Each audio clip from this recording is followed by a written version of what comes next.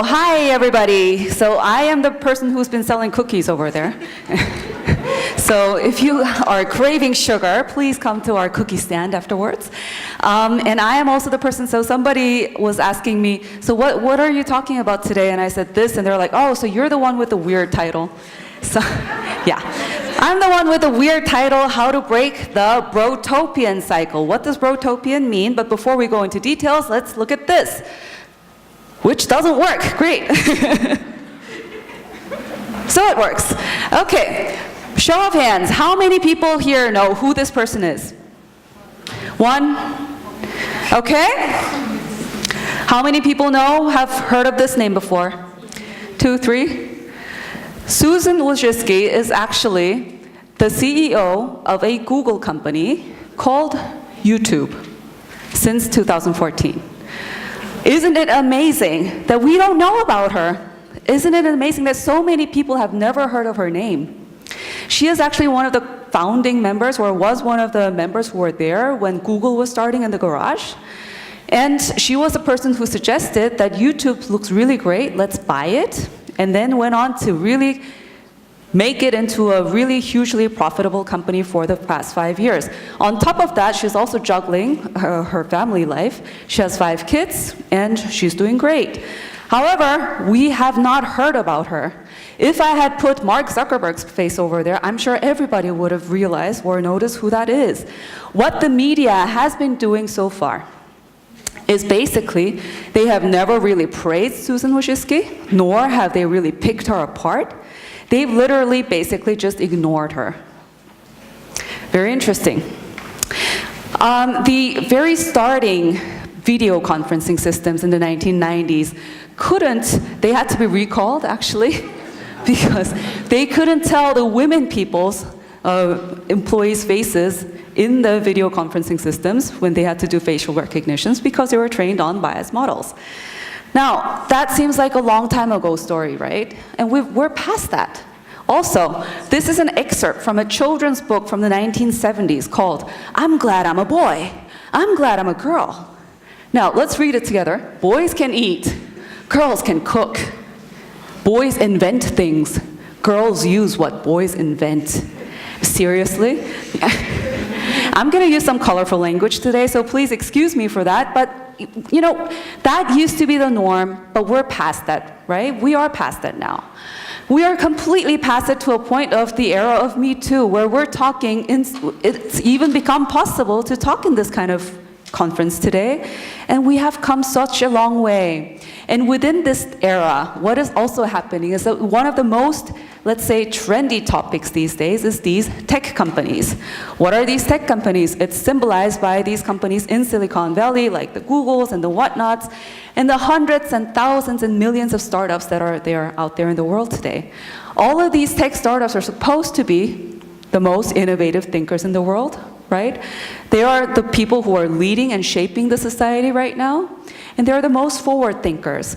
And that's, as a result, I have also been very interested in startups. I've worked in Samsung for a very long time, and I also consult a lot of startups, have a lot of friends in startups, talk with them all the time, and on my second life, in my parallel life, I also do a thing called Women of Vienna. I talk with a lot of women.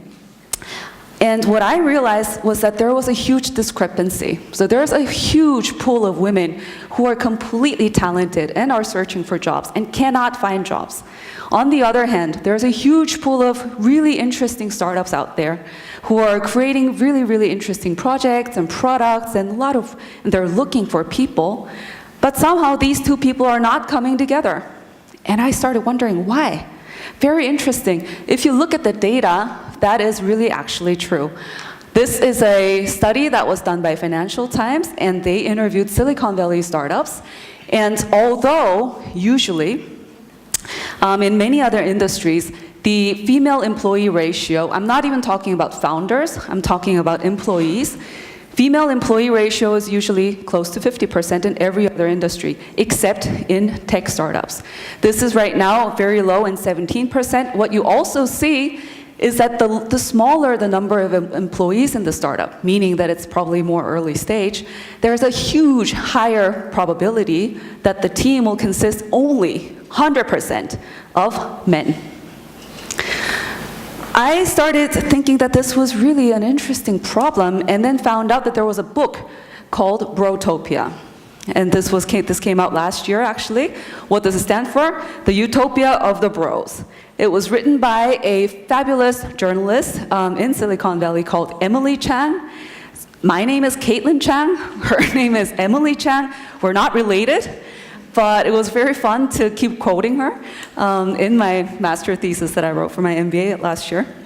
Because her book came out in 2018, my master thesis was in 2018. So I was like, well, Chang 2018, this looks like I'm quoting myself. But all jokes aside, this is a fantastic book that talks a lot about the status quo right now. What is it and why, so what are all these things that's happening in terms of gender inequality in Silicon Valley tech startups? And so I thought, that is a really, really interesting topic, so why don't I really start thinking more about it? Why, if that's the status quo, why is that happening? Yeah? And how could we make it better? How could we solve this problem? Was the topic of my MBA thesis, and that's what I'm going to be talking about today. While I researched more and more, I started realizing there's actually a lot of factors at play. There's actually too many factors in play, and they are all interacting with each other. They're actually interacting with each other in such a way that it's creating a vicious cycle. It's creating a vicious cycle because there's factors like media and education which belong on the very macro level, the societal level. And also there's recruiting and retention which is happening at all of these individual startup level. And these all sort of interact with each other because the moment a girl is born, she starts getting inherently biased and she starts internalizing these biases by all the messages that she hears from media.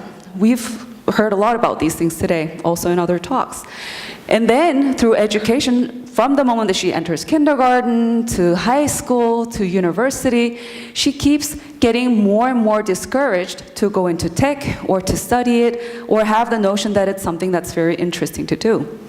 Even if, just like probably most of you here today, she survives that filtering down, and still wants to really find a job in tech, she faces another great hurdle of the recruiting phase of these tech companies and tech startups, where there's a lot of bias at play. So even if she even goes through that, and then she starts working there, yay, I finally found a job. But then there's a problem of retention, where she is facing so many daily discriminations and a lot of biased prejudices and whatever that's happening, that at the end of the day, they all compound, and she doesn't really stay there for a long time anymore. What happens then?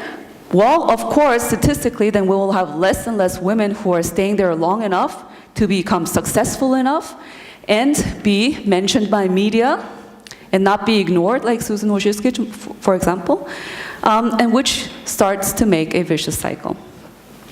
So let's go into these a little bit more in detail. Let's first talk about media. Tech startups actually have very inherent, let's say, fundamental problem when it comes to media portrayal, because it consists of two parts. It consists of tech and startup, of course. What is tech? Tech is related with STEM. STEM is usually the field that we know that, yeah, somehow women are not supposed to like it. Okay, well, I don't think that's true, but so many people believe this. And startup is related with entrepreneurship. This is also something that so many women are not supposed to really like. What do I mean with that? The people who are doing tech are the nerds. The people who are doing entrepreneurship are the bros. What do I mean? The tech nerd, this is exaggerated, but the nerd usually portrayed by media, yeah, are the people who are the mad scientists, who are probably geniuses, but are antisocial. They don't like to talk with people. They're wearing a white coat and they're lonely and they don't like people. Yeah? Not true, probably, but this is portrayed over and over again by media. The bro, what do I mean by the bro?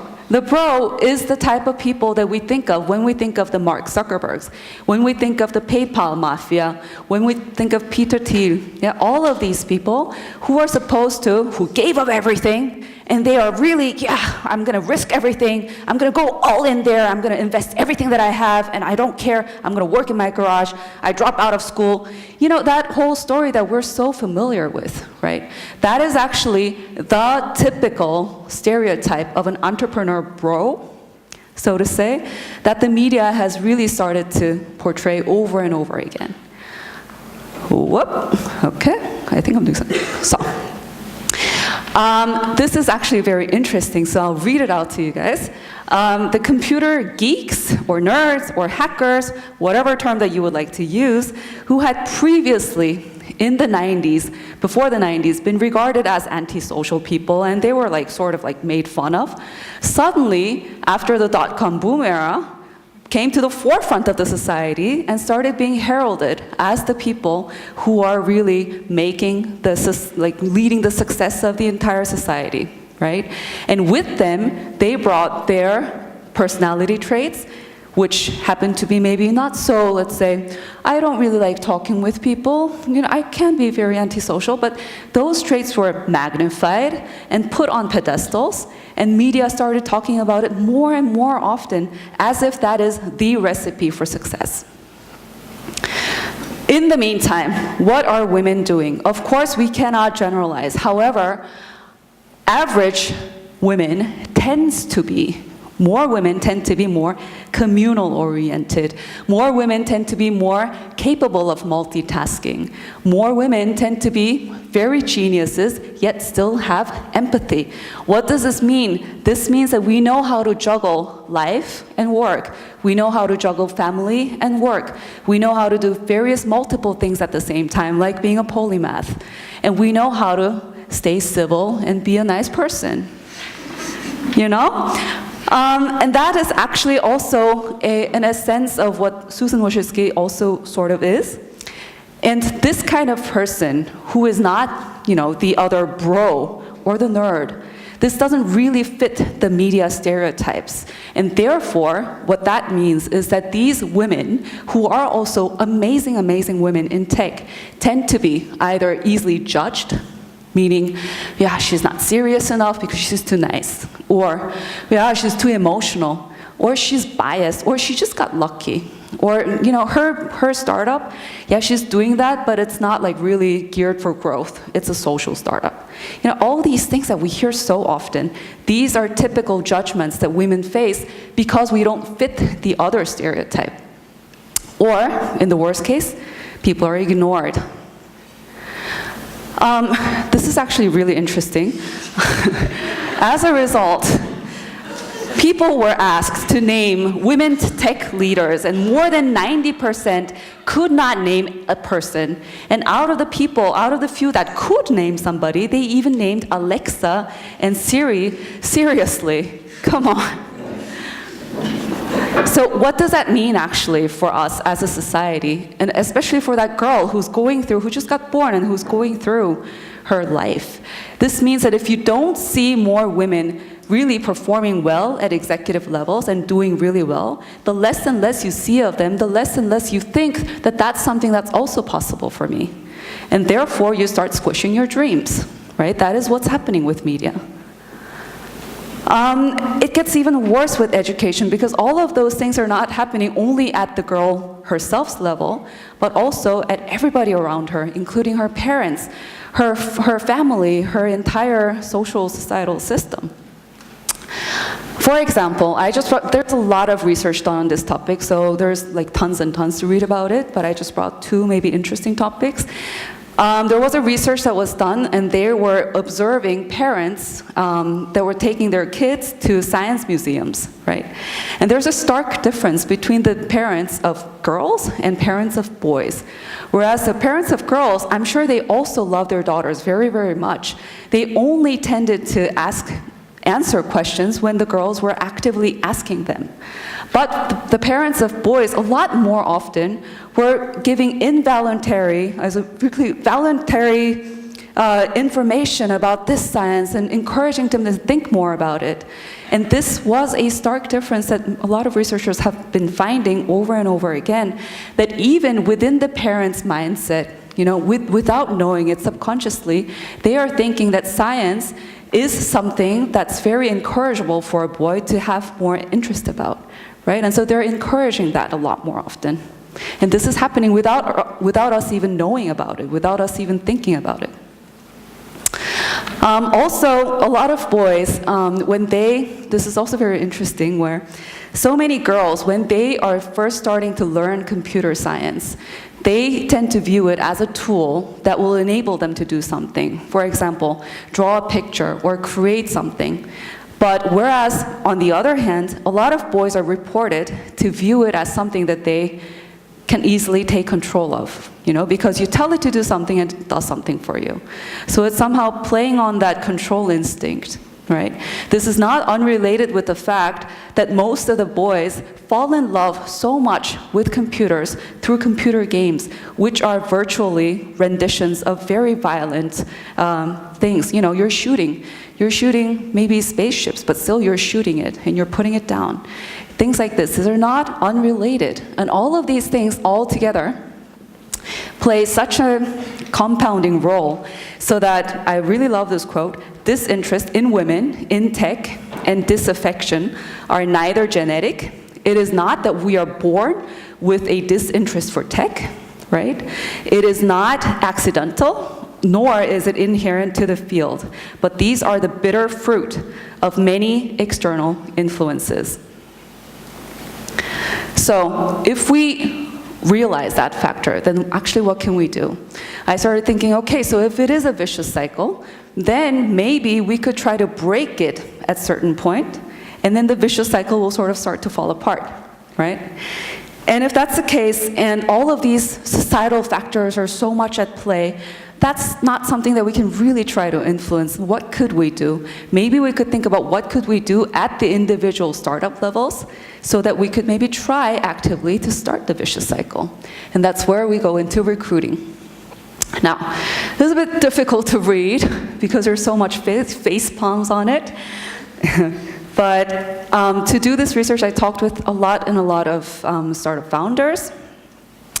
And many of them, I think almost all of them, and almost all of them also men, have said exactly this. Yeah, Kaitlyn, I know it's really important. We really want women. We really want women. They don't apply. Yeah. Or, Kaitlyn, I know that diversity is super important, but right now, we're super busy, and we need to really get that funding, or we need to really grow right now. It's just we're gonna do it, but we're really we need people who are good. And I'm like, yeah, but there's a lot of people who are good who happen to be women, I heard this probably more than 100 times.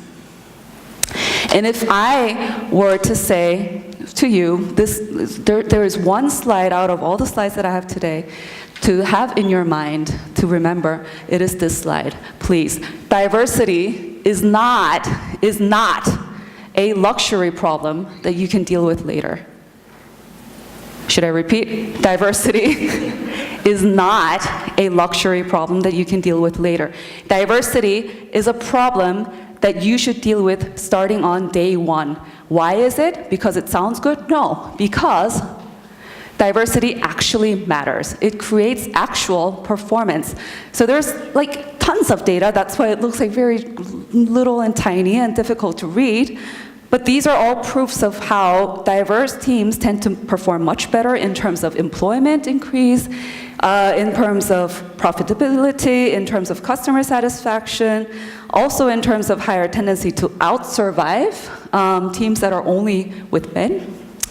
Also, there's a lot of studies done on, for example, if you have at least one female member in the executive board, then that startup tends to have let me read this, significantly outperform those with all male founding teams by a whopping 63% difference in terms of market valuation change, right?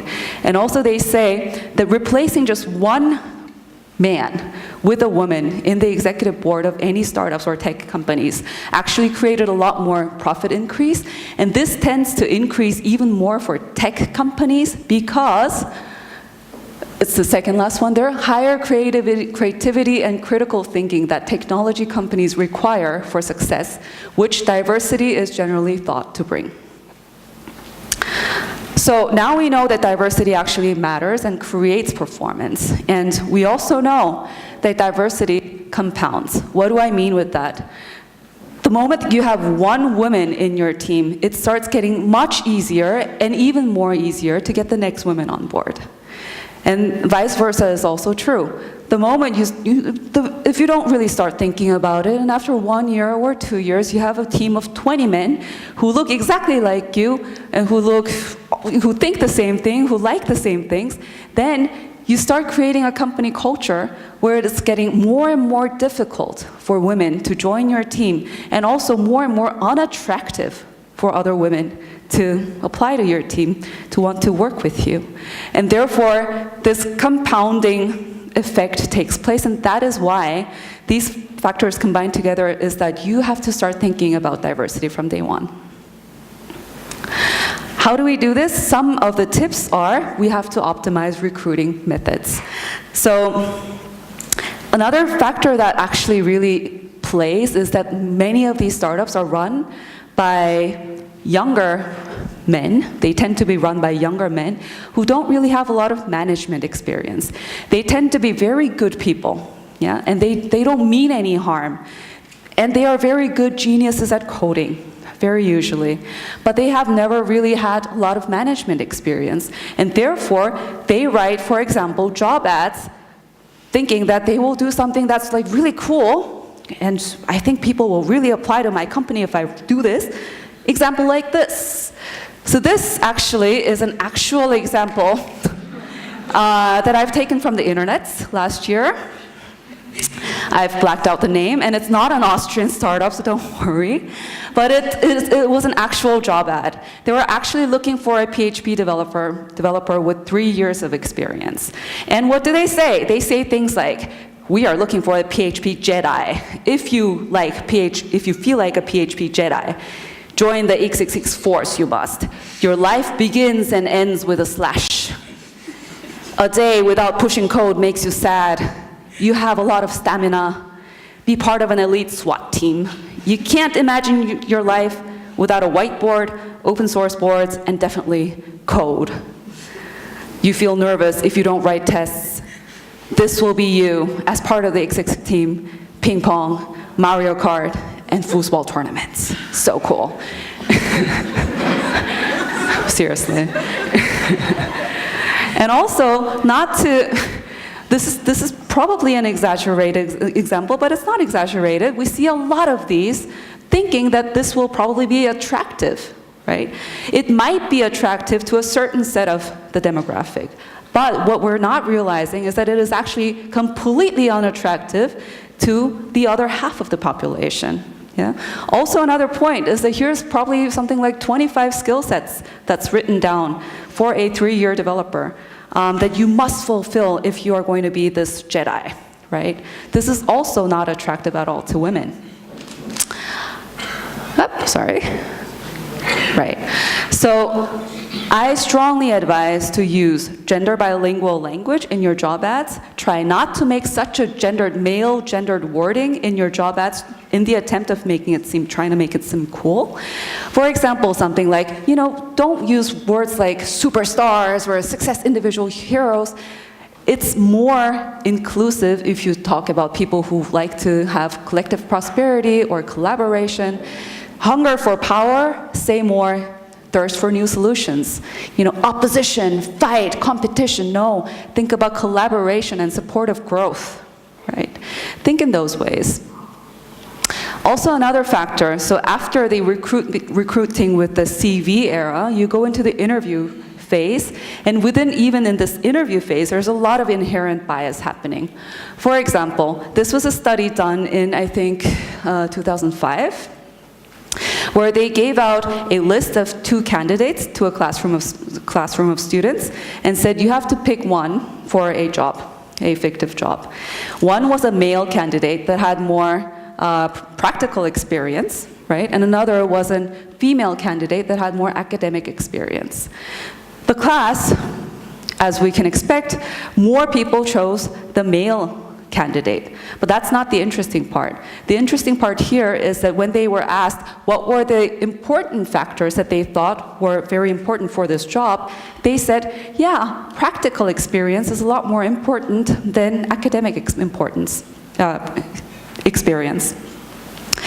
What's funny is that actually half of the class had received different stuff, right? And only the names were switched. And in the other half, they had also chosen, again, the person with a male name, right? But at this time, what they said was, you know, academic experience is more important than practical experience.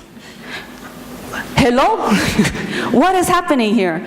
What is happening here is the inherent bias that we all have without even knowing about it, right? And that is why it's so important to know that when we're going through interview processes, if you're somebody who's doing interviews, please keep in mind that if we do the, okay, do you like her? Yeah, nah. If you do a yes, no kind of thing, where there is no predefined criteria, there is a very high chance that you yourself will also become subject to being influenced by these inherent biases that you have in your life and you have internalized throughout your life. Therefore, it is very important to previously define with your team what is going to be the important criteria, how are we going to weight it, and how are we going to judge it, right? And then really apply those criteria to every single interviewee that you're seeing. Right, so the last part is retention. This is also interesting. This is an excerpt from a book, which was describing the conditions of Microsoft in 1992. I know that Microsoft has improved a lot over the years. It's not like that anymore. But at that time, at Microsoft, it used to be a disadvantage to be married or have any other priority about work. Employees were expected to be single or at least live a singles lifestyle.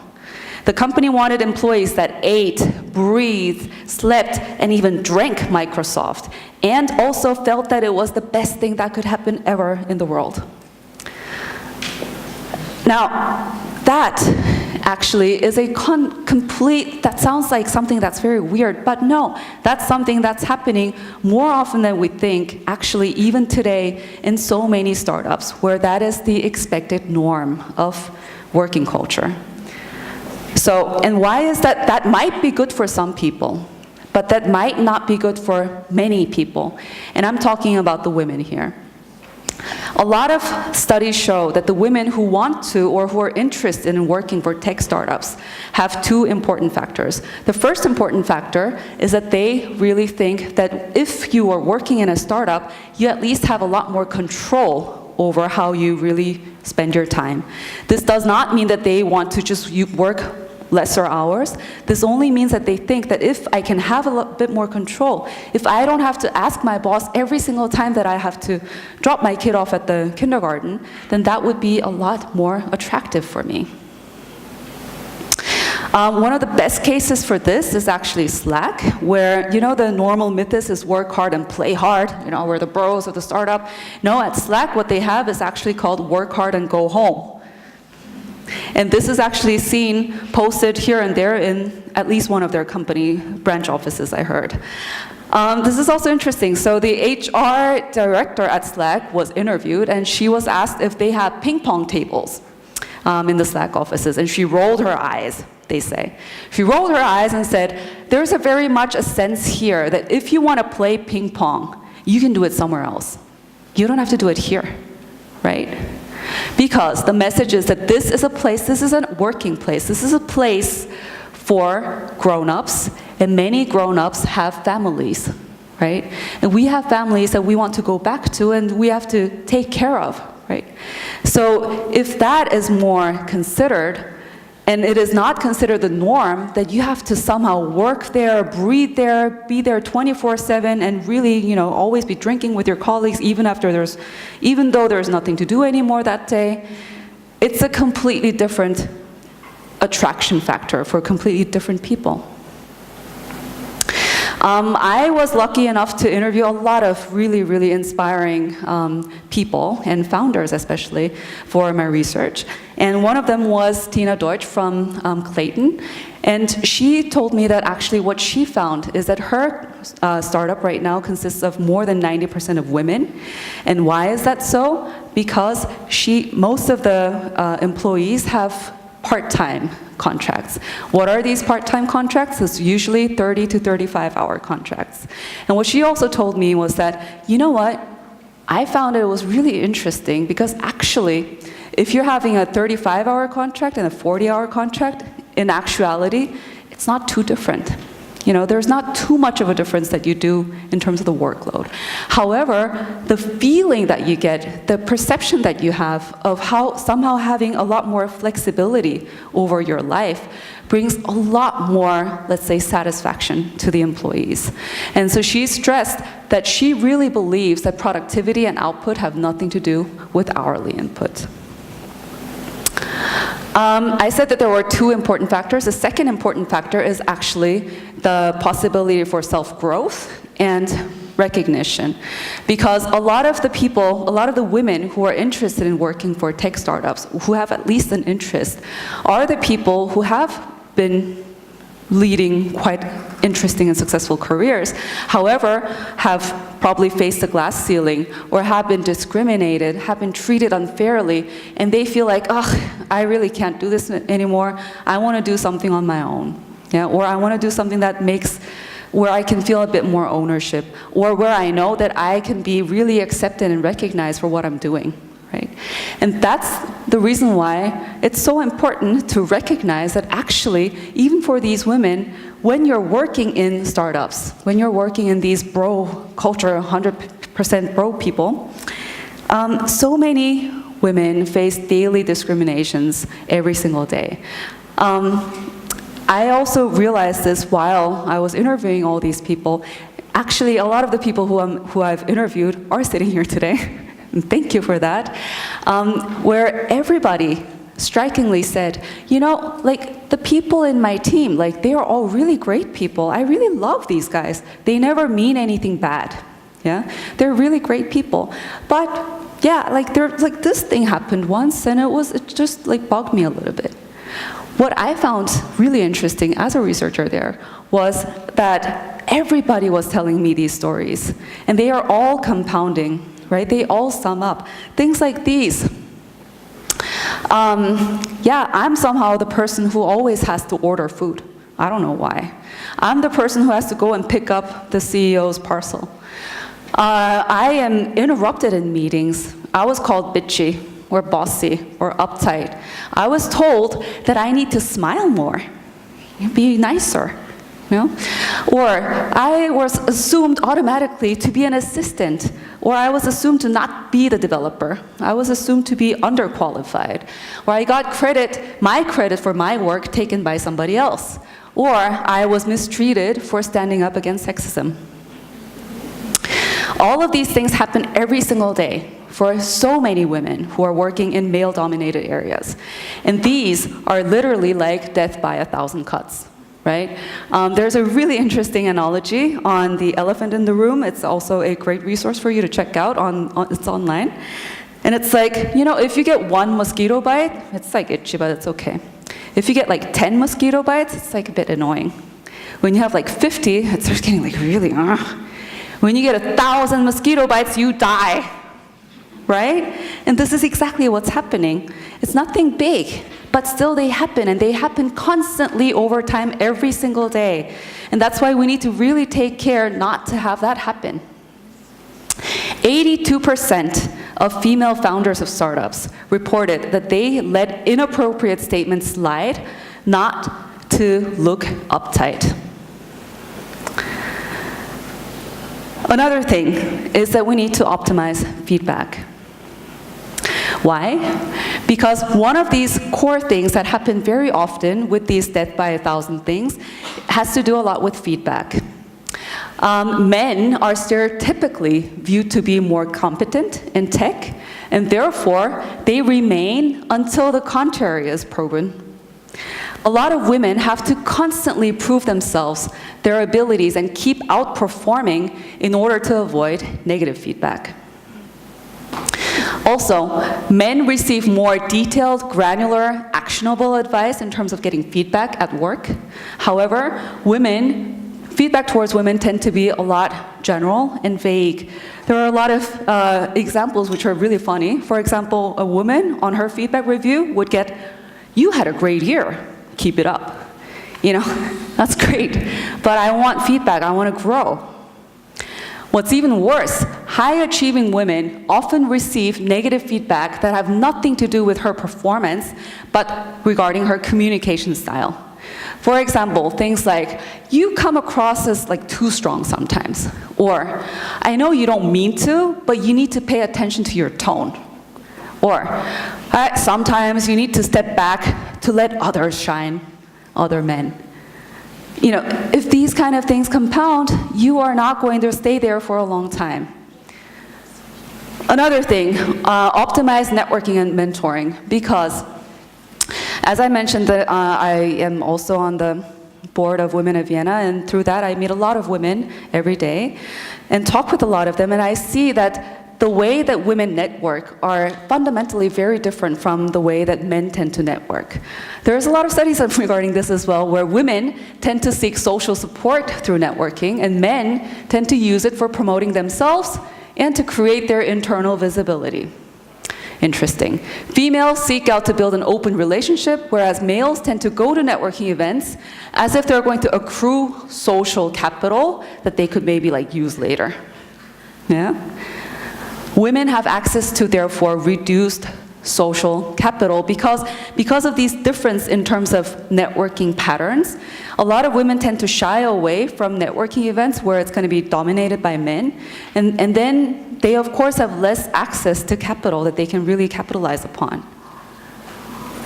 So I see the face of Claudia here, who's another person that I was very lucky enough to interview, where Claudia mentioned that a male founder had once joked to her that he wants to recruit more women because they're cheaper.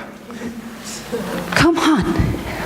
We have this thing with perfectionism, and girls are taught to be perfect and not to fail. Detach yourself. You don't have to be perfect. Get rid of that perfectionism. If you're a woman, do not undersell yourself because you think you're not perfect enough to ask for more. No, that is not the case. Men ask for more all the time, even though they're underqualified. Actively look for female founders. Be brave to apply. Don't see yourself in victim positions. Just try to do something and create a difference. So, what does that all mean altogether? We talked a lot about what startups can do, and so if you're in a position where you're giving feedback, where you're recruiting people, you can think of all these tips. But if you yourself are a woman, what can you do? Stop thinking that you're not there yet. You are there, and wherever you are, actually, you're amazing, right? So put yourself out there and start speaking out, because if you don't, then the world has less and less of role models. The girls out there have less and less of role models that they can look up to and really feel like they want to be like that as well. So put yourself also out there. Don't worry that you're too soft or too emotional, because I seriously think that soft is the new cool. Soft is the new strong, especially in the era of AI and startups and all these new things happening. What does that mean? It means that we have to somehow find a way to really combine all of these things together in a very nice way so that we understand humans better. What does that all require? That requires all of these soft skills that we are all very good at, right? So don't think that, I'm too nice. No, that is your strength. So put that up as your strength. If you see something that's a bit problematic, however, speak up. Don't let this 1,000 deaths thing happen ever again, at least in where you're working, right? Because I can tell you also this from my experience. I've started trying this as well. And the first time is always the hardest, but then it gets easier every time, right? Because the moment you start speaking out about that weird joke, that dick joke that somebody makes, and you're like, ugh, come on, like, that is not right. The first time is hard, but then from the next time on, people know that you're going to comment. And if people know that you're going to even comment, they start thinking about it. And that's the whole point. So you don't have to be like, oh, come on, I'm going to sue you, or I'm going to talk to HR. No, like, even if you just comment, then people start to have this awareness about the problem. And this really, really improves in the general culture of the corporate. Connect with other women, recommend other women, push them up. Never ever, even if you think that you are, or you suspect that you are there in your job position maybe as a token, for diversity, you're there because you're a woman. Actually, that is not true. You are there because you've earned it. You are there because you're good enough. And also, you are there because you are there to be able to get other women on board. So if another woman comes on board, don't view her as a threat that will threat your token position. That is not the case.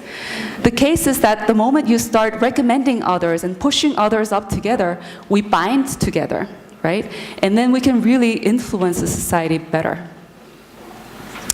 I was just recently promoted to COO at our agency, and the first thing that I did actually in January was to put in a diversity and inclusion statement in our job ad. And this seems like something that's very small, but small things like these things all add up together.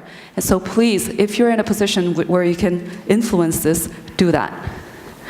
Also, join groups like Women of Vienna, and also have a cookie at the Women of Vienna stand, and really connect with other women, get to know other women, because just like I said, only through connecting and really binding with each other and getting to know each other, we're going to be able to help each other out. I actually have this whole appendix checklist for startups, and because I couldn't, of course, have all the stuff that I wrote about in my thesis presented today, but if you would like to receive them, please email me or get in contact with me. I'm all there for asking questions or giving advice or just being there and talking with you or collaborating for fun projects. Because seriously, I really believe that the moment we start connecting more, I think we're going to really get one step closer to a much more diverse and inclusive society, even in the realms of tech. Thank you very much.